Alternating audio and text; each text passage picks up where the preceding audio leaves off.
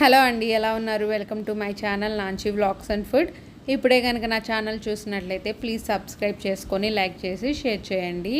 నేను ఎక్కువగా షార్ట్ వీడియోలే తీస్తూ ఉంటాను. ఈసారి లాంగ్ వీడియో తీస్తున్నాను. ఇన్ని మినిట్స్ లాంగ్ వీడియో ఇదే ఫస్ట్ టైం అనుకుంటా నేను చేయడం. అయితే 15 మినిట్స్ దాకా ఉంది. ఈ మధ్యకాలంలో ఇంత పెద్ద పెద్ద వీడియోలు చేయాలంటే అసలు టైమే ఉండట్లేదు. దానికి తోడు పిల్లలు స్నాక్స్ చేయమని ఒకటే గొడవ. ఇంకా పిల్లలు స్కూల్ నుంచి వచ్చిన వెంటనే ఇష్టంగా తింటారులే అని చెప్పేసి కజ్జికాయలు అయితే ప్రిపేర్ చేస్తున్నాను. ఈ తరం పిల్లలకి కజ్జికాయలు, వేరుశనగుండలు ఇవి పెద్దగా తెలియవు కదండి. మన పాతకాలంలో మనం చిన్నప్పుడు మాత్రం ఎక్కువగా కజ్జికాయలు, వేరుశనగుండలు, లడ్లు లేకపోతే బొండాలు, బజ్జీలు తెచ్చుకొని తినేవాళ్ళము. ఇప్పుడు పిల్లలు మాత్రం స్నాక్స్ అంటే వాళ్ళకి ఎక్కువగా గుర్తొచ్చేది పఫ్ఫులు, పిజ్జాలు, బర్గర్లు లేకపోతే కేకులు ఇవే కదా. మనం చదువుకునే రోజుల్లో డబ్బులు ఇచ్చినా కూడా మనం స్కూల్ దగ్గర దొరికే ఆ జాంకాయలు, ఈ మామిడికాయలు లేకపోతేనేమో మంచిగా ఉప్పు కారం వేసి రేగికాయలు, నేరేడుకాయలు అవి కొనుక్కొని తినేవాళ్ళం. రేగి పచ్చడి, చింతపండు పచ్చడి చాలా బాగుండే కదా. ఎంతమందికి గుర్తుందో కామెంట్ చేయండి. ఇంకా పిల్లలు స్నాక్స్ అని ఒకటే గొడవ చేస్తున్నారులే అని చెప్పేసి కజ్జికాయలు అయితే ప్రిపేర్ చేస్తున్నాను. అందుకని చెప్పేసి ముందుగా గోధుమ పిండి అయితే 2 కప్పులు తీసుకున్నానండి. మైదాలు ఎట్లాగో బయట తింటూ ఉంటున్నారు కాబట్టి పిజ్జాలు, బర్గర్లు, పఫ్లు వాటన్నిటిలో ఉండేది ఆ మైదానే కదా. అందుకని మైదా అవాయిడ్ చేయడానికని ఈ విధంగా గోధుమ పిండి అయితే వాడుతున్నాను నేను. ఇంకా గోధుమ పిండి అయినా కానీ క్రిస్పీగా రావాలంటే 2 టేబుల్ స్పూన్ల బొంబాయి రవ్వ కానీ వేసుకున్నామంటే కొంచెం పిండి మెత్తగా ఉంటుంది. ఎట్ ద సేమ్ టైం ఆయిల్లో డీప్ ఫ్రై చేసిన తర్వాత క్రిస్పీనెస్ వస్తుంది. ఇంకా తర్వాత దాంట్లోనే కొంచెం ఒక చిటికెడంత ఉప్పు కూడా వేసేసుకొని బాగా కలిపి పక్కన పెట్టుకోవాలి. ఇలాంటి పిండి వంటలు చేసుకునేటప్పుడు తక్కువ మోతాదులో చేసుకున్నామంటే రుచి బాగా వస్తుంది. అంతేకాదు మనకి ఇసుకు లేకుండా ఉంటుంది. ఎస్పెషల్లీ పిల్లలు స్కూల్కి వెళ్ళినప్పుడు చేసుకున్నామంటే మనల్ని ఎవరు డిస్టర్బ్ చేసే వాళ్ళే ఉండరండి. నేను మాత్రం ఎప్పటికప్పుడు నీట్గా కొంచెం కొంచెం క్వాంటిటీలోనే చేస్తూ ఉంటాను. ఎందుకంటే ఎక్కువ చేసేసి డబ్బాలు పెట్టేసిన పిల్లలు 2 రోజులు తిన్న తర్వాత మాకు వద్దంటే వద్దంటారు. అందుకని చెప్పేసి ఫస్ట్ ఇవి చేసిన తర్వాత ఈసారి గవ్వలని అట్లా రకరకాలు మారుస్తూ ఉంటాను. మంత్లో 1-2 సార్లు ఇట్లాంటి స్నాక్స్ ఒకటి చేసి పెడుతూ ఉంటానండి పిల్లలకి. వాళ్ళకి ఇప్పటి నుంచే అలవాటు చేస్తేనే కదా వాళ్ళు రేపు పెద్దయిన తర్వాత మేము చిన్నప్పుడు పప్పులు అవే కాదు ఇట్లా కజ్జికాయలు ఉన్నాయని చెప్పి ఒక ఆలోచన ఉంటుంది. మనం పిల్లలు తినట్లేదులే అని చెప్పేసి చేయకుండా అవాయిడ్ చేసామంటే వాళ్ళకి అసలు ఇలాంటివి ఉంటాయని కూడా తెలీదు. ఇంకా మంచిగా ఉప్పు వేసేసుకొని లైట్గా ఈ విధంగా కలిపేసుకొని పక్కన పెట్టేసుకుంటున్నాను. కుదిరితే గోరువెచ్చని నీళ్ళతో కలుపుకొని కొంచెం చిటికెడంత నెయ్యి కూడా వేసుకోవాలండి. నెయ్యి వేసుకోవడం వల్ల చాలా బాగుంటుంది, పిండి మృదువుగా వస్తుంది. చూసారు కదా, కెటిల్లో అయితే కొంచెం లైట్గా గోరువెచ్చగా నీళ్ళు అయితే వేడి చేసుకొని పెట్టుకున్నాను. ఆ వేడి నీళ్ళతోనే ఈ విధంగా కలిపేసేసుకొని పక్కన పెట్టేసుకున్నాను. పక్కన పెట్టుకునేటప్పుడు పైన ఏదైనా ప్లేట్ కానీ మూత కానీ పెట్టేసేయండి. నేనైతే మాత్రం నా దగ్గర పిండినంతా చపాతీ పిండిలాగా ఇట్లా ముద్దగా కలుపుకున్న తర్వాత పైన ఒక చుక్క నెయ్యి వేసేసుకొని ఈ విధంగా పెట్టుకున్నామంటే చాలా బాగా మృదువుగా అవుతాయి చపాతీలు.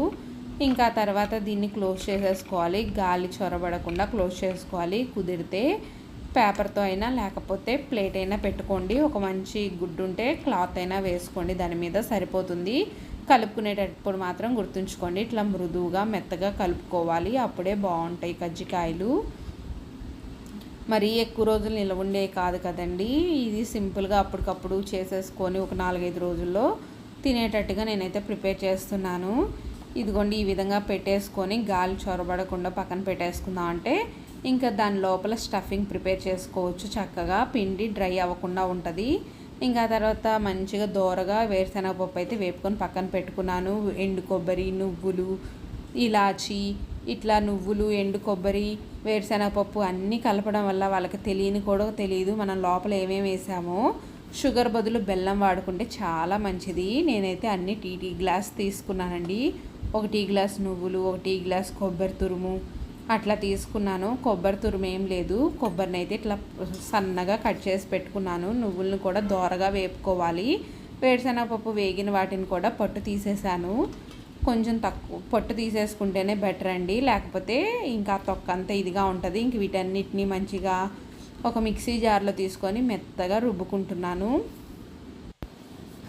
మెత్తగా పౌడర్ చేసేసుకొని వేరుశనగపప్పు ముందైతే వేరుశనగపప్పు పౌడర్ చేసుకున్నాను. నువ్వులు మళ్ళీ అవి పడతాయో పడవా అని చెప్పేసి ఒకదాని తర్వాత ఒకటి ఈ విధంగా పౌడర్ చేసుకొని ఒక బౌల్లోకి అయితే తీసుకుంటున్నానండి.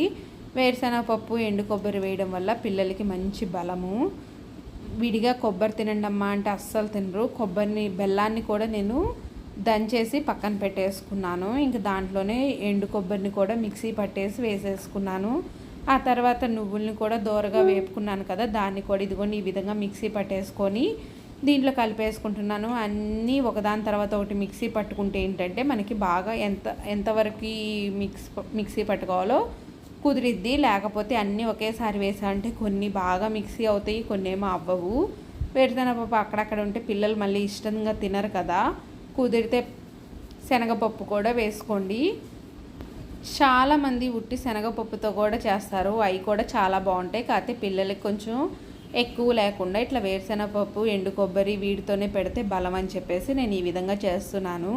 నేను ఎక్కువగా చలికాలం వచ్చినప్పుడు బాగా చేసి పెడుతూ ఉంటాను. ఎందుకంటే పిల్లలు చలికాలంలో జలుబులు దగ్గులు జ్వరాలు అని చెప్పేసి ఇది అవుతూ ఉంటారు. ఇట్లాగ బలమైన ఆహారం అందించామంటే నడుము నొప్పులు అలాంటివి లేకుండా ఉంటాయి.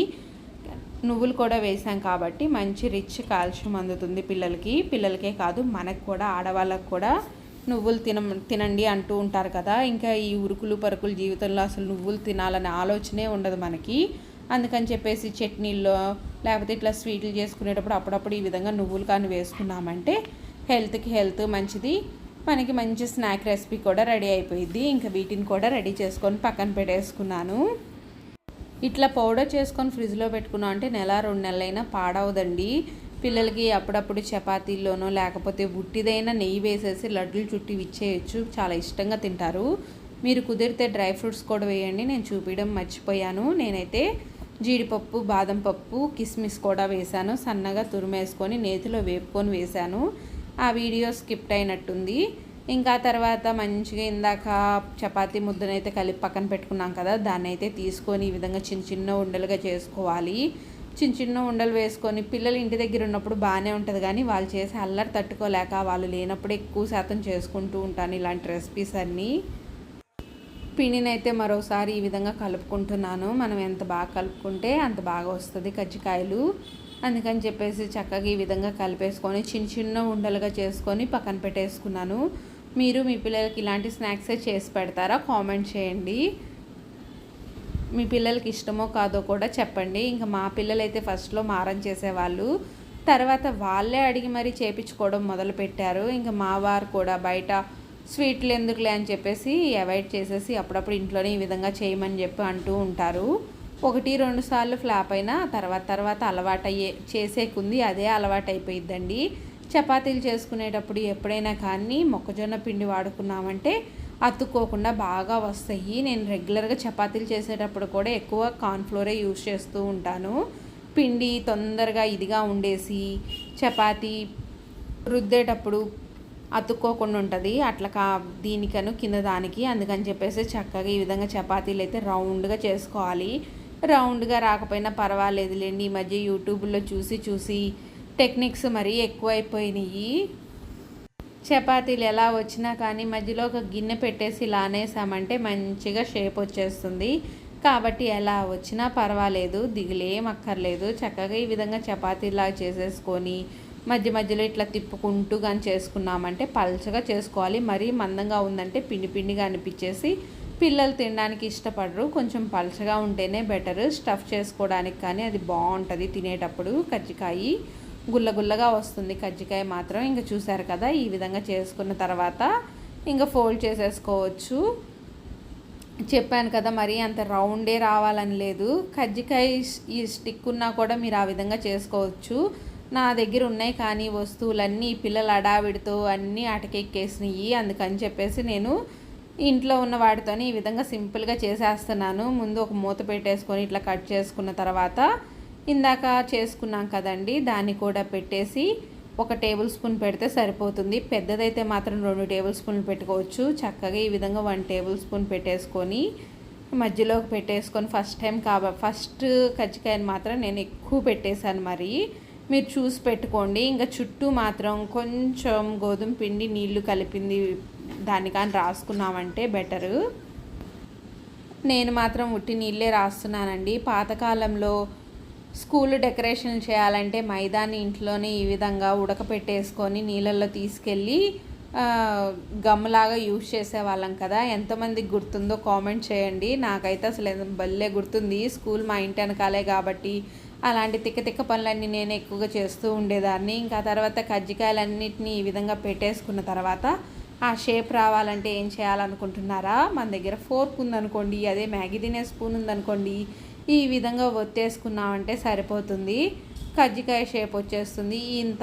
ఇంత దానికోసం కజ్జికాయలు చేసుకునే దానికోసం మళ్ళీ వెళ్ళి కజ్జికాయలది కొనాల్సినంత అవసరం లేదు కదండి. ఇంట్లో ఉన్న వాటితోనే ఈ విధంగా చేసేసుకోవచ్చు. ఇవన్నీ ఒకప్పుడు తెలిసే కాదు. ఈ యూట్యూబ్లో వచ్చిన తర్వాత అలా మనకి మంచి మేలే జరిగిందనుకోవాలి. టెక్నిక్స్ అన్నీ బాగా తెలిసిపోతున్నాయి. ఒకప్పుడు ఎవరన్నా ఏదన్నా చెప్పారంటే చెప్పారులమ్మా ఏంది మీరు చెప్పింది అన్నట్టు అనుకునే వాళ్ళము. కానీ ఇప్పుడు ఏంటంటే యూట్యూబ్లో వాళ్ళు వీళ్ళు అందరూ ఒకళ్ళు చెప్పే పని లేకుండా దాంట్లో చూసి నేర్చేసుకుంటున్నాము సింపుల్గా. ఇంకా కజ్జికాయలు అయితే ఆ విధంగా చేసేసుకొని అన్నీ ఒకదాని తర్వాత ఒకటి ఈ విధంగా చేసుకొని పక్కన పెట్టుకోవాలి. కొంచెం బెల్లం తక్కువైనట్టు అనిపించింది, అందుకని చెప్పేసి నేనైతే షుగర్ యాడ్ చేసుకుంటున్నాను. మీకు కావాలంటేనే షుగర్ వేసుకోండి, లేకపోతే ఇంకొంచెం బెల్లం వేసుకోండి. అన్నీ ఒకేసారి చేసే అంత ఓపిక అయితే ఉండదు. నేనైతే ఏదో ఒక 10 కజ్జికాయలు చేస్తాను. అప్పటికప్పుడు వేడిగా తినేస్తాము. మళ్ళీ ఫ్రిడ్జ్లో పెట్టుకొని చేసుకోవాలనుకున్నప్పుడు చపాతీలు చేసేటప్పుడు ప్రతిసారి ఆ విధంగా చేసుకుంటూ ఉంటాను. ఇంకా కజ్జికాయలన్నిటినీ ఈ విధంగా చేసేసుకొని ఒక ప్లేట్లో పెట్టుకొని ఈలోపు పొయ్యి మీద బాండి పెట్టుకొని ఆయిల్ వేసుకొని ఆయిల్ కాగేంత వరకు ఉంచుకోవాలి. మరీ ఎక్కువగా పొగలు వచ్చేటట్టు కాకూడదు ఆయిల్. ఎందుకంటే అంత ఎక్కువ కాలని అంటే లోపల పిండిగా ఉండిపోతాయి. కొంచెం లైట్గా కాలితే సరిపోతుంది. ఇంక ఈ విధంగా కజ్జికాయలను వేసుకొని మీడియం ఫ్లేమ్లోనే ఒకటికి అటు ఇటు 2 వైపులా తిప్పుకుంటూ కజ్జికాయలను అయితే కాల్చుకోవాలి. ఇంకా చూసారు కదా, కజ్జికాయలన్నిటినీ వేసేసుకొని మంచి కలర్ అయితే వచ్చినాయి. నిదానంగా అటువైపు ఇటువైపు తిప్పుకుంటూ మీడియం ఫ్లేమ్లో పెట్టుకుంటే సరిపోతుందండి. ఆయిల్ మరీ ఎక్కువ కాగకూడదు, అది మాత్రం గుర్తుంచుకోండి. ఎక్కువ కాగిందంటే తొందరగా పైన ఉన్నదంతా మాడిపోతుంది. నేను ఫస్ట్ 1-2 వేసినప్పుడు అలాగే అయింది, అందుకనే మీతో చెప్తున్నాను. ఏదైనా కానీ ఎక్స్పీరియన్స్ చేస్తూ ఉంటేనే కదా తెలిసేది. ఏదైనా అంతే అండి, చేస్తూ ఉంటే అదే అలవాటు అయిపోతుంది. మంచి గోల్డెన్ కలర్ వచ్చిన వెంటనే తీసేసి పక్కన పెట్టేసుకోవడమే. ఇంకా మా పిల్లలు కూడా వచ్చే టైం అయిపోయింది కాబట్టి ఫుల్గా ఎంజాయ్ చేస్తారు. మీరు ట్రై చేసి ఎలా వచ్చిందో కామెంట్ చేయండి. Okay friends, thank you for watching. Please subscribe my channel. Bye.